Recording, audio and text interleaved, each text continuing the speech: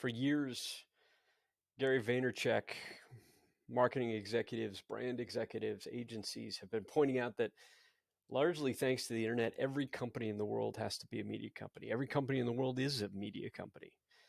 Notice the evolution and the change that an organization like Red Bull went through from being a beverage company to being one of the largest producers of media and entertainment in the world. At the same time, something interesting is happening. Andreessen Horowitz, other thought leaders, Richard Florida comes to mind, have been noting that every company is also perhaps a FinTech company.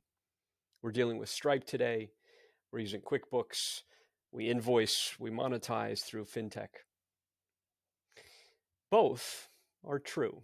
To be successful, to be competitive, to thrive in the new economy and in the future, it is a fact that we must have businesses that excel online.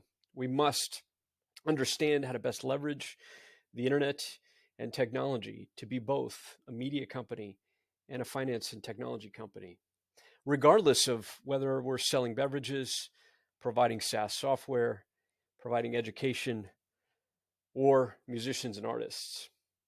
Every company in the future, every company now needs to be a media company, a technology company, and a finance company.